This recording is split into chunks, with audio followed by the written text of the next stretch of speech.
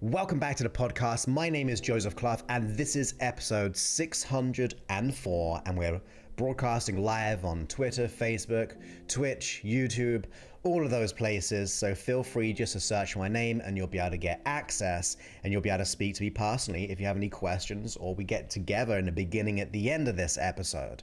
And in this episode, we're talking about how imposter syndrome can be affecting your career. I've just recently been running a training, a part of the training. It happens over a series of weekends. And one of the subjects we were talking about was things like imposter syndromes. And that imposter syndrome, how it really holds us back from our true potentiality. Our potential is limited by having those worries and doubts of feeling like an imposter. Now, for those who don't know what imposter syndrome is, it's kind of very popular these days, although we've been talking about it for many, many years. Imposter syndrome is really feeling like an imposter in doing what you're doing. So I have clients who I personally work with who experience the exact same thing. And that imposter can be in their career, where they may be in a high position, yet they don't know why they're there. Now, logically, they will understand why they're there. They'll logically understand that they've got the degrees, or they've had the work-life experience, and they just know that they've got that down. But there's a part of them which just feels stuck. That maybe their boss is going to call them out. Maybe they can't speak out in that meeting because they don't want to feel like they're going to get rejected or they're going to look silly. That type of mindset is what imposter syndrome is. And we've got to break it down that our imposter syndrome kind of creates the symptoms of worries, the anxieties, the fear of rejection, the fear of success. That cycle will sadly continue to grow if we don't try to solve it. Because part of what I was talking about on this this training I was running to certify people to do what I do is that we become ingrained by our experience. The more times you do something, it's going to feel far more natural. Even if it doesn't feel a good natural, it's going to become a habit. So if you go for a situation where you have that niggling doubt, and it happens time and time again, not only does it unconsciously, and the neuroassociation to that trigger, it will trigger off that anxiety, and it will actually deepen it sometimes. It will actually get that bit worse. And it can even begin to bleed over into other areas of your life. You have all that anxiety in your career, and then you come home from work and maybe you have a partner or family, and even if you're single, it weighs on our mind. It feels like that I don't know who I am. I know what I want to achieve. I know I want to be able to earn the money that I desire. Where it be 100,000, where it be 500,000, doesn't matter. There's that part inside of us which goes, I don't know who I am, or I don't know if I'll succeed in this. I just don't feel like I'm able to. I feel a sense of loss or feeling lost. And that feeling of being lost will come out in your communication. You see, 93% of all communication is going to be unconscious. The physiology, the tonality, the things that you say is going to cause you to show up in a certain way. So now, not only does that anxiety, the imposter syndrome, really get into your way, it actually has an effect on your physiology, the way that you show up. So you may be communicating to those people in your career that sense of anxiety or panic or fear. And then when you start to feel it in your neurology, you start to feel that anxiety when you're shaking a little bit, or maybe your voice begins to crack, all of those kind of things. Now people are observing that. Even if you hold it together really, really well, in the words that we say, our physiology and our tonality will be the real communicator. That's going to be the communication that people will be receiving. If you're not confident in yourself, then you will be speaking a lack of confidence in the things that you do. Now, there was a study, in fact, around hypnosis. There was two hypnotists. One hypnotist believed they could produce a certain hypnotic phenomena. In other words, a suggestion which will create a change or cause the hypnotee to produce some kind of action or result. The other hypnotist did not really believe that it was possible. They just didn't believe it was possible. They didn't have either the external belief or the internal belief. So when they did this study, when it came to the two, do you know what happened? Well, the hypnotist who believed they could produce that hypnotic phenomenon got it every single time. And the hypnotist who couldn't, or did not believe, could not produce that result. Because they may have said all the right words to be able to create that hypnotic phenomenon, but the physiology, the belief, was communicating something differently. So when we go out into the world and we're starting to speak and starting to do our work and doing all those things in our career, and we want that promotion, but if our inside reality, our inside perception of what is possible for us, what we think we can do, is saying, I'm gonna get found out, your body will produce that kind of effect. It will communicate to the outside world, and therefore it reaffirms. You see, your belief system will dictate the way that you feel and the things that you do in your environment. And that is why people sometimes won't go for that promotion, because they feel like they don't have the capacity to do so or the belief to do so, where logically they know that they can do it. And that's the most painful thing, because in their heart they know it is possible. Logically, consciously, but unconsciously it is saying no. And that creates a disconnection from us. It creates a disconnection with who we are and where we want to be heading when it comes to our goals and our dreams. And when we get to that place, it is going to be able to create a whole world of pain. Because not only are we feeling the anxiety, not only are we communicating that imposter syndrome of feeling like we're going to get found out, we're actually getting the response back from the people because they start to notice it, and therefore it reaffirms our belief system. It reaffirms that reason to feel like we're an imposter. So you might have those big goals and dreams to be able to get those big, great clients paying you lots of great money, or getting that promotion so you can really do what you want to be doing. You have those goals and aspirations, but when that aspiration is flooded in the imposter syndrome, it will self-sabotage our experience. You see, the inner structure of our perception makes up your world. The words that you use for yourself, in other words, what you speak about in your mind and externally, make up the world around you. Not that it is the world, because that is the objective reality, but the subjective truth for you in an imposter mindset makes you feel like that is how I see the world around me, and that is my lot, and therefore I'm gonna play small. In fact, someone on my training had that belief because they're coming to learn and things like that, and they had these big goals, dreams, and aspirations. They really wanted to get out there in the world, but a part of them just felt like they weren't enough. They weren't good enough. And I don't know about you, maybe you've had that belief system. Maybe that belief system of I'm not good enough, I'm gonna get found out, I fear rejection, I fear failure.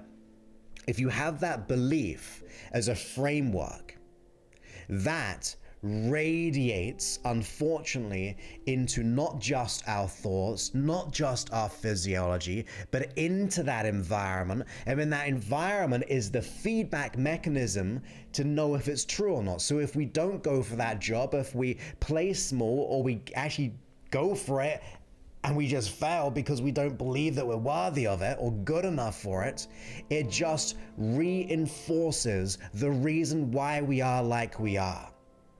That becomes the conflict. That becomes the vicious loop. And most people will try to either play small or change their environment. They won't go for their goals and dreams. They won't go for their aspirations. Maybe they had a mission and a vision. Maybe you do. Maybe that you want to be able to live more in life. You want to do good and great things in your career. You want to be able to excel in your career. You want to be able to build that security in wealth or achievement. However, there's that part of you which just goes, no, I can't do that. I'm going to play small. Now we've got to understand the fundamentals as to why that is the case. Number one, maybe there was something that happened to you in the past and it could be totally unrelated. It could have been big, but it could also be small. Maybe it was just someone said something which allowed that to creep into your mind and then start to have its own life about it, its own belief. Maybe someone just said, why are you doing that? You can't do that. And then suddenly, unconsciously, we absorb it and question it and go, can I do this? And then as it creeps in, the results that we get begin to reinforce it. Or maybe there was a big significant emotional event. Maybe it was a number of events. Whatever it is, it starts to have that little insert in our mind, that little bit of dread, that little bit of doubt. It can start off small, but then it starts to just grow. It grows in those thoughts and those feelings, in our physiology, and it becomes a belief system. And the worst limiting belief systems we can have about ourselves is not about the external world, it's about the belief about you. It's the I am statements, it's the identity statements of what you can and cannot do. If you have those identity statements of I cannot do something for I am not XYZ, now that is creating that external reality, or at least the perception of that reality. And when we go down that route, we're not going to feel like a success. But if we go back to that situation of thinking about the events that we went through and understand the intention behind it, the intent, why is it that we have that belief or that imposter syndrome? Well, it's going to be a protection mechanism. It's an unconscious process that has made a mistake. Now, usually we hate ourselves for this. We start to belittle ourselves. We start to get angry. We start to go, why can I not change? Why can I not live the life that I want? Because that limiting belief becomes our reality.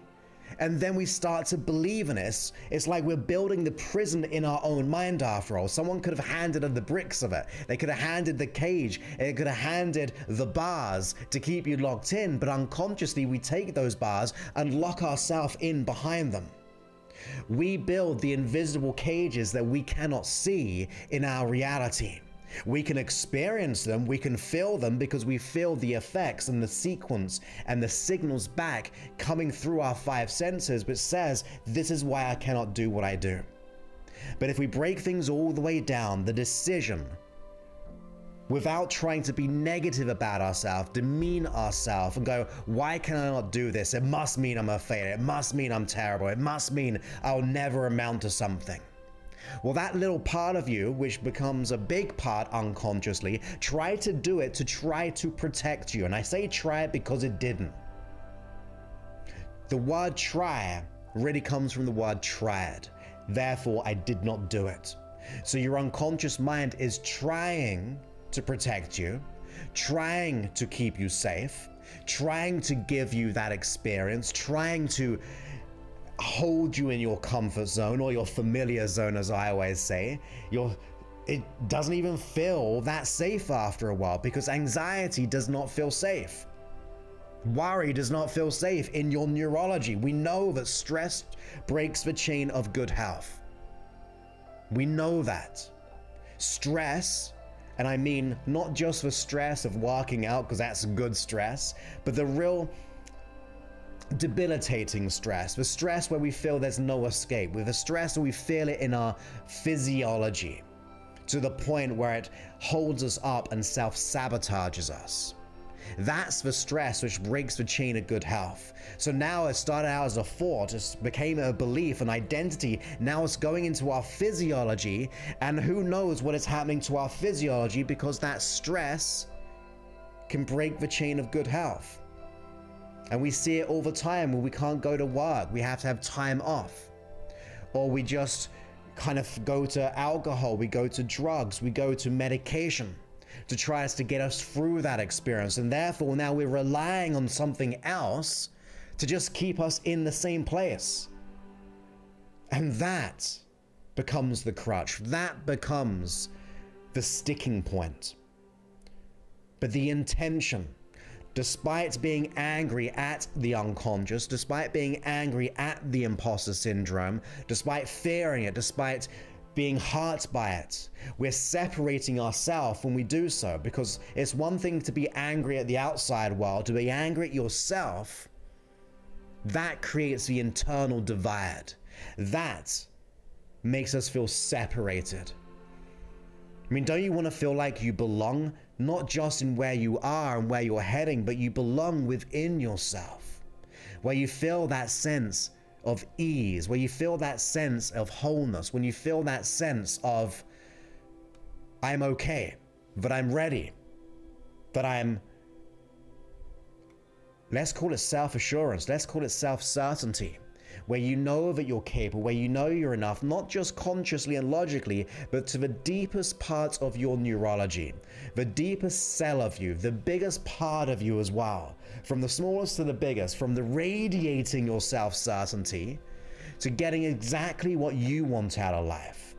That's what we've got to do. We got to get your unconscious mind to realize that what it's doing is not protecting you, because that imposter syndrome affecting our career and therefore our finances and our relationship and our health is not ultimately protecting. The long-term benefits of keeping and remaining the same and getting worse is zero. Totally zero. We want to make sure that we get our mind in such a place that we are ready to learn, that we're ready to experience something, that we're ready to go all in working with our unconscious mind, to welcome it, to welcome the fears, welcome the imposter syndrome, because you know deep down inside of you, there's something to be learned here, there's something to be evolved here. Maybe that can be the biggest instigator of your experience of freedom. When we start to take our development journey seriously, when we think of our career and go, look, I'm not going to let imposter syndrome get in my way. I'm going to find a way to solve it.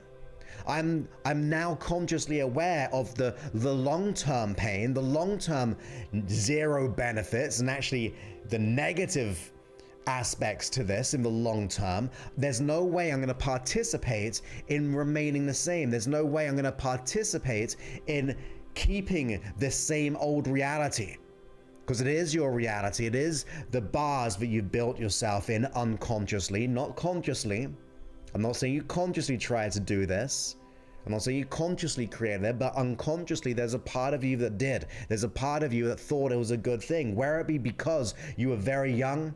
Maybe we were old enough, but you were under so much stress that you made the best decision unconsciously at the time with the resources you had in that moment.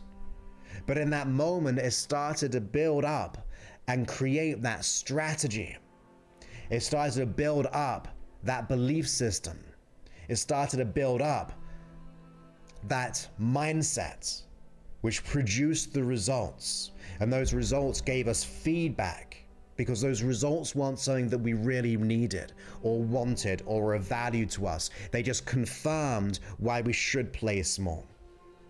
That's where we got to get our unconscious mind to remember that is not who we are, but there's a part of us that we can start to educate. And it might feel like it's out of your control, and here's why. You might feel like you're broken, and here's why. You might feel like you're unfixable, and here's why. Because the belief that you have about yourself of maybe not being capable and not being enough, or the fear of failure, the fear of success, the fear of rejection, is a part of the conflict. You will start to believe, because I don't believe I'm good enough, worthy, or capable, of the fear of rejection and success, how am I ever meant to change? Because it's not about the career. I'm just even doubting myself in the solution, which is right in front of you sometimes. That solution be right there in front of you. But because of that doubt is strong, we negate it from our reality. We might even know it's there. We might even say, look, it'll work for other people. It might work for that person. Maybe I've seen a video of someone having transformed, but for me, it's not gonna work. Because we take things on so subjectively and personally, and if we're conditioned with that limiting belief, it will make us feel like it can work for other people, but it will not work for us or for ourselves. And that's where we fall into the biggest trap, where we actually start to hold ourselves back. We start to bring and breathe life into that prison that we hold ourselves in. We start to doubt ourselves despite knowing it may work for other people. And that's the hardest thing that you've got to overcome. You've got to realize that even though that may be your perception, even though that might be your reality to this day, even though that is your experience, it does not have to be the lifetime experience. It doesn't have to be the prolonged experience. You've got to get to yourself where you wake up and you go, look, I'm ready. I don't know how I'm going to change yet. I don't know what the process of change is, but I'm going to go all in on it. I might be scared, I might be fearful, I might be doubting myself, but even though that is the case, even though that is what I feel, even though that is my present and past experience, I'm not giving in today. I'm going to go all in. I'm going to start to develop myself. I'm going to nurture myself. I'm going to start to evolve myself and get the right learnings, because learnings will keep you safe. If I promise you, if you can get your unconscious mind to unconsciously get the epiphanies and the learnings, those learnings will be the new safety protocol. Those learnings will be the new safety mechanism. For when you learn, you grow and you adapt. And therefore, when you go into the future situations, you have everything you need in your experience. You have every attribute, every quality, that self-certainty, the self-assurance that I was telling you about. That becomes the ever-present self-belief. That becomes the experience of our reality. That is where I want you to be. Even though it's scary, even though it's hurt in the past, even though we feel like we're stuck in that prison, I'm going to go ahead and put myself to one side. I'm going to get out of my own way. I'm going to look on the other side of those bars, the prison that we've built within ourselves. I'm going to look for someone or the examples of where someone has changed, where someone has gone through an experience like that. Because if someone's done this before, if we can model them, if we can learn from them, if we can start to adapt, where it be via hypnosis, a program like mine, or someone else's, I don't care. You've got to find someone who resonates with you and speaks to you the way that you would like to be spoken to, which gives you a sense of hope, which gives you a sense of this person or this system can help me. But find that part. Find that part of us which allows us to consider something new, to decide and double down on ourselves for a change, not on our fears. That's where we usually go. We usually double down on the fears that we experience. We double down on the doubt of ourselves. Are you ready to give up your story? Are you ready to give up the story which has always been playing that I'm destined not to be able to do that, although logically you may have done so much in your life, whether it be college, university, or just experience? That is what we should double down on. We should look within ourselves to transform ourselves, not to change our environment every year or two, or to stay in the environment of just being comfort zone, which is just the familiar zone. We've got to decide on something new. We can't keep on doing the same thing over and over and over and over again. One, because it doesn't get us to the results, and number two, you're just reaffirming the experience. You're reaffirming that reality every time you breathe life into it. So if you're like me, I think there's a part of you which is ready to change, which is ready to discover what that is. But it can be the biggest instigator of your life, the biggest growth, where you look back. I mean, imagine this. Imagine going off out into the future, having made that change, having done all the work, having invested in that time and the progression and the transformation, where you really do what had to be done. And then you look back at that old issue and it's disappeared. How good would that feel? To feel that liberation, that freedom from the prison of your mind. You see, I don't think it will only feel amazing in the liberation of that, or the freedom from the imposter syndrome, but I feel like there'll be another journey that you'll be going on, another journey which will be the example of all the other things you're about to achieve. It won't be just the success of breaking free of the imposter syndrome, but it's what comes after that. The new journeys, the new maybe financial abundance, the new security, the new connections, the new experiences. When you get your unconscious mind to look back, it will then realize how powerful you are. It will realize there's so much more to be had. And that's where we got to be heading. So number one, realize that imposter syndrome affecting your career is something within your mind. It's not the reality, it's the subjective reality that you're going through right now. And the reason why it's here is trying to protect you intentionally. The behavior is rubbish. The results of the symptoms of breaking the chain of good health, the limited opportunities, the lack of success in any endeavor that you're choosing to go into or desire at a logical level. The intention is always trying to protect you. It's trying to keep you safe.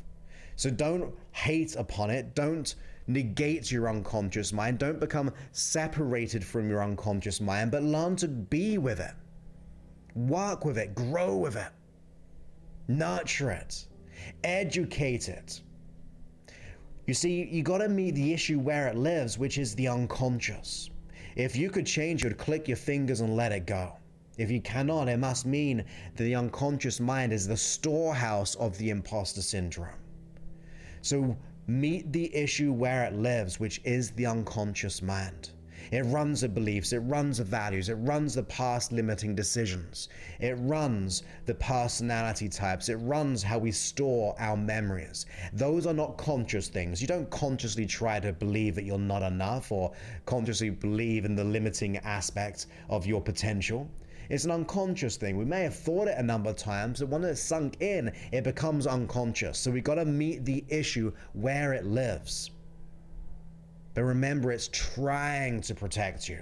It's trying to keep you safe. So do what has to be done. Remember, you will have most probably the belief that it will work for others, but not for you. Because we feel broken, we feel unfixable. But remember, that is the illusion. That's the imposter syndrome trying to hold you back. Remember, it is illusionary.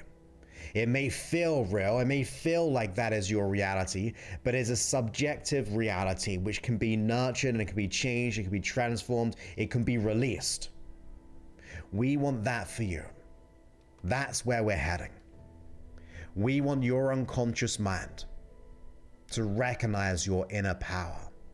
So when you go off into the future and you look back having made that change, you go, I did it. I did this. I'm ready. I grew. I lived. I loved. I developed my career. And I did it because it was right. So I hope you enjoyed that. I hope it gives you a few epiphanies, or at least the motivation to make that change. The motivation that even though this is my reality, I'm willing to make a change anyway. I'm not going to give into it. I'm not going to breathe life into it anymore. I'm going to start to focus on myself, my unconscious mind, and get to the truth of the matter. In my world, your true potentiality. That is what we want. Now the question is, do you want it enough? I think you do. And I really hope you do. Because I always believe in you. And if for that matter, if you actually want help in letting go of the imposter syndrome and working with us, because I had it, and in fact, my team had it as well, and that's how they began to work with me in many ways. Because we overcame it, we let it go, we've got the technologies, we've got the advice, we've got the solutions, we've got the unconscious, finding the root cause, the developing and then giving the awakening, the epiphanies, the learnings to your unconscious. And all you have to go ahead and do is go to josephclough.info/power, josephclough.info/power, and you can finally release all the imposter syndrome, all the self-doubt, which is getting in the way of your career, your abundance, your health, your freedom, your future. Remember, it is application only. We can only work with certain individuals. We only have a finite amount of space because it is very customized, but you got to go all in. You got to match us, in other words. You got to match our enthusiasm for your success as much as we have that for you. So with that, my friends, I look forward to speaking to you in a future episode. So many thanks and goodbye.